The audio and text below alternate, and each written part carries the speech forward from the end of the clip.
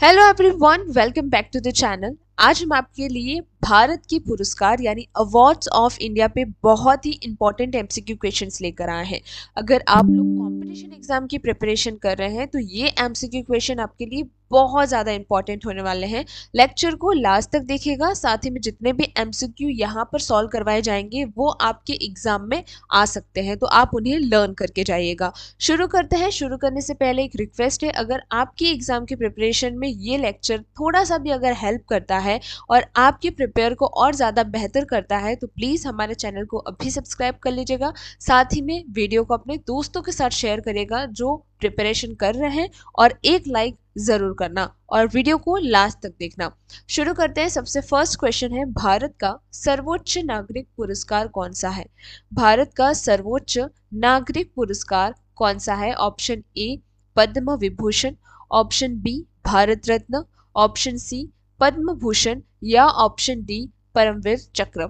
अगर आपको क्वेश्चंस के आंसर आते हैं तो कमेंट सेक्शन में आप साथ ही साथ बताते चलेगा कि कौन सा ऑप्शन सही है, जिससे आपकी प्रैक्टिस भी होती रहेगी। यहाँ ऑप्शन बी भारत रत्न सही हो जाता है, तो भारत का सर्वोच्च नागरिक पुरस्कार भारत रत्न है। नेक्स्ट क्वेश्चन है, भारत रत्न पुरस्कार की स्थापना किस वर्ष हुई थी? भारत रत्न पुरस्कार की स्थापना किस वर्ष हुई थी? ऑप्शन ए है 1950, ऑप्शन बी 1954, ऑप्शन सी 1956 या ऑप्शन डी 1960। यहाँ ऑप्शन बी 1954 यानी 1954 सही आंसर हो जाएगा। यानी भारत रत्न पुरस्कार की स्थापना 1954 यानी 1954 में हुई थी। नेक्स्ट है, भारत रत्न से सम्मानित होने वाले पहले गैर भारतीय यानी नॉन इंडियन कौन थे? भारत रत्न से सम्मानित होने वाले पहले गैर भारतीय यानी नॉन इंडियन कौन थे? ऑप्शन ए है मदर टेरेसा, ऑप्शन बी है नेल्सन मंडेला, ऑप्शन सी है खान अब्दुल गफार खान या option D Lee Kuan Yew. यहाँ ऑप्शन सी सही हो जाएगा, यानी खान अब्दुल गफार खान यहाँ पर सही हो जाएगा। यानी भारत रत्न से सम्मानित होने वाले पहले गैर भारतीय खान अब्दुल गफ्तार खान थे। नेक्स्ट है, पद्म पुरस्कार कितने श्रेणियों में दिया जाता है? पद्म पुरस्कार जो है वो कितने श्रेणियों में दिया जाता है? ऑप्शन ए 2, ऑप्शन बी है 3, ऑप्शन सी है 4 और ऑप्शन डी है यहाँ पर 5। यहाँ पर आंसर बी जो है यानी 3 जो है वो बिल्कुल सही हो जाएगा। कौन कौन से? पद्म विभूषण, पद्म भूषण और पद्मश्री, ये 3 जो है वो दिए जाते हैं। तो यहाँ पर 3 श्रेणियों में दिए जाते हैं। कौन कौन से? पद्म विभूषण, पद्म भूषण और पद्मश्री। अगला प्रश्न है, निम्न में से कौन सा पुरस्कार खेल प्रशिक्षु यानी स्पोर्ट कोचेस को दिया जाता है? निम्न में से कौन सा पुरस्कार खेल प्रशिक्षकों यानी स्पोर्ट कोचेस को दिया जाता है? ऑप्शन ए अर्जुन पुरस्कार, ऑप्शन बी द्रोणाचार्य पुरस्कार, ऑप्शन सी ध्यानचंद पुरस्कार या ऑप्शन डी राजीव गांधी खेल रत्न पुरस्कार। यहाँ ऑप्शन बी द्रोणाचार्य पुरस्कार बिल्कुल सही हो जाता है, क्योंकि जो स्पोर्ट्स कोचेस होते हैं यानी खेल प्रशिक्षकों को द्रोणाचार्य पुरस्कार दिया जाता है। अगला प्रश्न है, भारत में वीरता का सर्वोच्च पुरस्कार यानी हाईएस्ट ग्लैनेटरी अवार्ड कौन सा है? भारत में वीरता का सबसे सर्वोच्च यानी सबसे बड़ा जो पुरस्कार है यानी हाईएस्ट ग्लैनेटरी अवार्ड कौन सा है? ऑप्शन ए हो जाता है अशोक चक्र, ऑप्शन बी है महावीर चक्र, ऑप्शन सी है परमवीर चक्र या ऑप्शन डी है कीर्ति चक्र। यहाँ पर ऑप्शन सी जो है परमवीर चक्र जो है वो यहाँ पर सही हो जाता है। यानी भारत में वीरता का सर्वोच्च पुरस्कार हाईएस्ट ग्लैनेटरी अवार्ड कौन सा है? परमवीर चक्र। अगर आप कंफ्यूज हो जाते हैं इनमें तो आप देखिए, परम यानी होता है पहला और वीर यानी जो ग्लैनेटरी यानी जो वीरता का है, तो परमवीर से आप उसे याद रख सकते हैं। नेक्स्ट है, सेना को शांति काल यानी पीस टाइम में दिए जाने वाला सर्वोच्च वीरता पुरस्कार कौन सा है? सेना को शांति काल यानी पीस टाइम में दिए जाने वाले सर्वोच्च वीरता पुरस्कार कौन सा है? ऑप्शन ए है यहाँ पर परमवीर चक्र, ऑप्शन सी है महावीर चक्र, ऑप्शन सी है अशोक चक्र या ऑप्शन डी है यहाँ पर शौर्य चक्र। तो यहाँ ऑप्शन सी अशोक चक्र बिल्कुल सही हो जाता है, क्योंकि सेना को शांति काल में दिए जाने वाला सर्वोच्च वीरता पुरस्कार जो है वो अशोक चक्र है। अगला प्रश्न है, अर्जुन पुरस्कार किस क्षेत्र में उत्कृष्ट प्रदर्शन के लिए किया जाता है? अर्जुन पुरस्कार किस क्षेत्र में उत्कृष्ट प्रदर्शन के लिए दिया जाता है? ऑप्शन ए साहित्य, ऑप्शन बी विज्ञान, ऑप्शन सी खेल, या option D cinema. Option C यहाँ सही हो जाएगा, क्योंकि अर्जुन पुरस्कार किस यानी खेल क्षेत्र में उत्कृष्ट प्रदर्शन के लिए दिया जाता है। अगला प्रश्न है, मेजर ध्यानचंद खेल रत्न पुरस्कार पूर्व में राजीव गांधी खेल रत्न उसे कहा जाता था, इसके बाद उसका नाम चेंज करके मेजर ध्यानचंद खेल रत्न पुरस्कार रख दिया। पाने वाले पहले खिलाड़ी कौन थे? मेजर ध्यानचंद खेल रत्न पुरस्कार पाने वाले पहले खिलाड़ी कौन थे? Option A Sachin Tendulkar, option B है विश्वनाथन आनंद, ऑप्शन सी लिएंडर पेस, या ऑप्शन डी पीटी उषा। यहाँ ऑप्शन बी विश्वनाथ आनंद जो है वो बिल्कुल सही हो जाएगा। मेजर ध्यानचंद खेल रत्न पुरस्कार पाने वाले पहले खिलाड़ी विश्वनाथन आनंद थे। नेक्स्ट है, साहित्य अकादमिक पुरस्कार किस क्षेत्र से संबंधित है?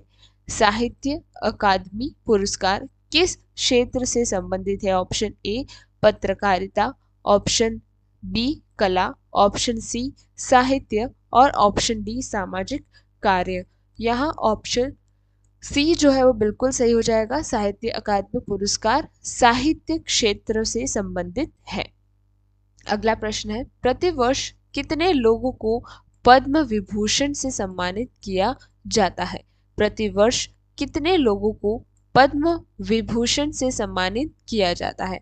ऑप्शन ए यह संख्या निश्चित नहीं है, ऑप्शन बी अधिकतम 5, ऑप्शन सी अधिकतम 7, या ऑप्शन डी अधिकतम 10। यहाँ ऑप्शन ए सही हो जाएगा, यह संख्या निश्चित नहीं है, बिल्कुल सही हो जाएगा। हालांकि एक वर्ष में दिए जाने वाले पद्म पुरस्कारों की कुल संख्या मरणोपरांत और एनआरएस को छोड़कर 120 से अधिक हो जाती है, लेकिन कोई निश्चित संख्या यहाँ पर नहीं है, लगभग 120 से अधिक होनी चाहिए, ऐसा यहाँ पर कहा गया है। अगला प्रश्न है, परमवीर चक्र से सम्मानित होने वाले पहले व्यक्ति कौन थे? परमवीर चक्र से सम्मानित होने वाले पहले व्यक्ति कौन थे? ऑप्शन ए है captain Vikram Batra, option B major Somnath Sharma, option C Albert Ekka, या ऑप्शन डी योगेंद्र सिंह यादव। यहाँ option B major Somnath Sharma बिल्कुल सही हो जाता है, क्योंकि परमवीर चक्र से सम्मानित होने वाले पहले व्यक्ति कौन थे? मेजर सोमनाथ शर्मा थे। अगला प्रश्न है, पुलित्जर पुरस्कार यानी पुलित्जर जो प्राइज होता है भारत के किस पुरस्कार के समान है जो पत्रकारिता से संबंधित है? पुलित्जर पुरस्कार भारत के किस पुरस्कार के समान है जो पत्रकारिता से संबंधित है? ऑप्शन ए रामनाथ गोयनका पुरस्कार, ऑप्शन बी चमेली देवी जैन पुरस्कार, ऑप्शन सी प्रेम भाटिया पुरस्कार, या ऑप्शन डी ये सभी पुरस्कार। यहाँ ऑप्शन डी ये सभी पुरस्कार सही हो जाएगा। पुलित्जर पुरस्कार जो कि भारत की एक पत्रकारिता सम्मान है, जो कि किसके समान है? इन चारों के समान है। तो ये सभी पुरस्कार यानी पुलित्जर एक अंतर्राष्ट्रीय पुरस्कार है, जबकि दिए गए विकल्प भारतीय पत्रकारिता पुरस्कार है, लेकिन पुलित्जर का मुख्य क्षेत्र पत्रकारिता ही है। ओके, अगला प्रश्न है, ध्यानचंद पुरस्कार किस क्षेत्र में दिया जाता है? ध्यानचंद पुरस्कार किस क्षेत्र में दिया जाता है? ऑप्शन ए उत्कृष्ट खेल प्रदर्शन, ऑप्शन बी खेल के विकास के लिए जीवन भर योगदान, ऑप्शन सी खेल कोचिंग, ऑप्शन डी सहायक कार्य। यहाँ ऑप्शन बी खेल के विकास के लिए जीवन भर योगदान दिया हूँ उन्हें ध्यानचंद पुरस्कार दिया जाता है। अगला प्रश्न है, भारत रत्न का मेडल किस पेड़ के पत्ते के आकार का होता है?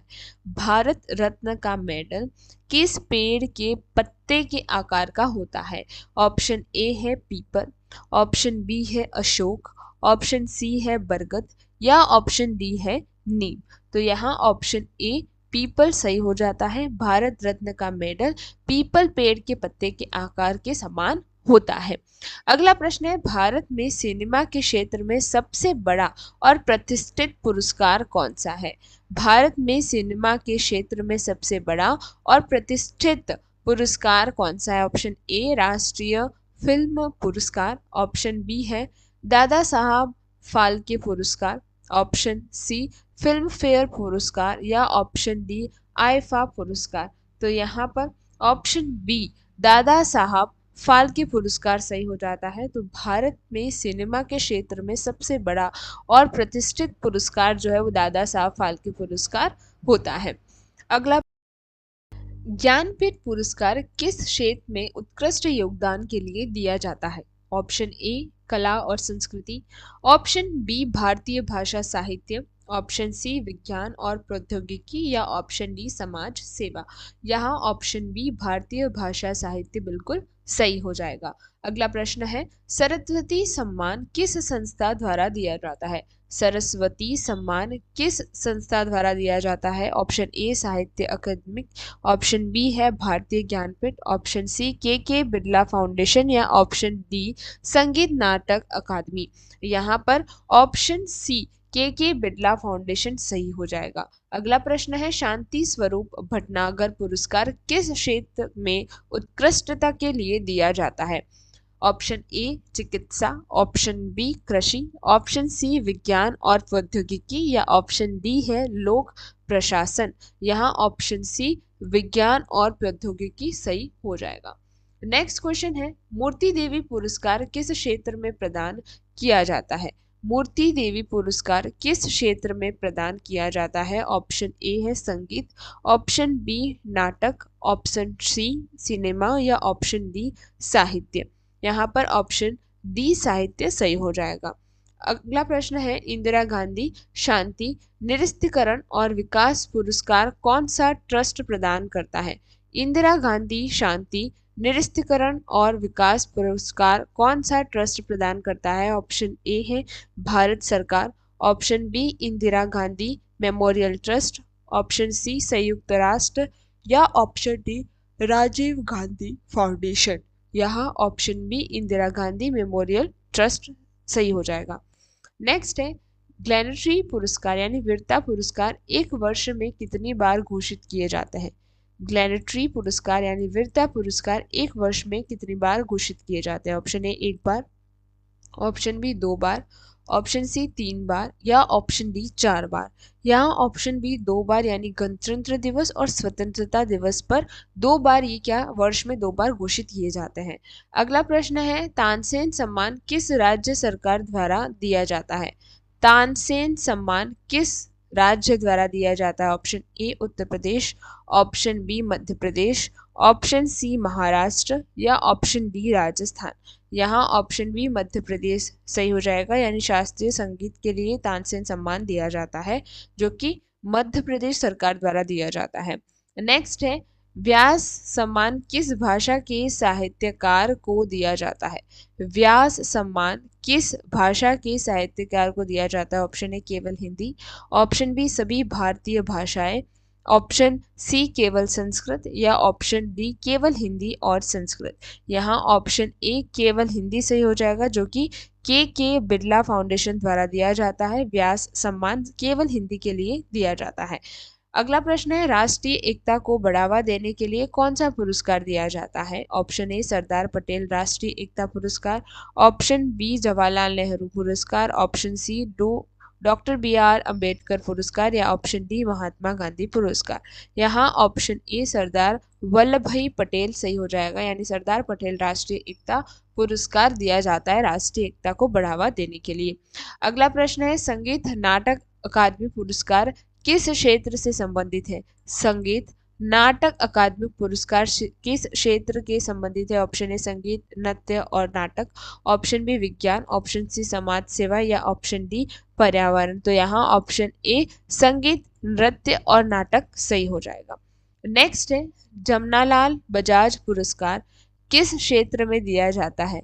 जमनालाल बजाज पुरस्कार किस क्षेत्र में दिया जाता है? ऑप्शन ए है विज्ञान, ऑप्शन बी है फिल्म, ऑप्शन सी है गांधीवादी मूल्यों को बढ़ावा देना और सामुदायिक सेवा या ऑप्शन डी है खेल। यहाँ ऑप्शन सी गांधीवादी मूल्यों को बढ़ावा देना और सामुदायिक सेवा करने वाले व्यक्ति को जमनालाल बजाज पुरस्कार दिया जाता है।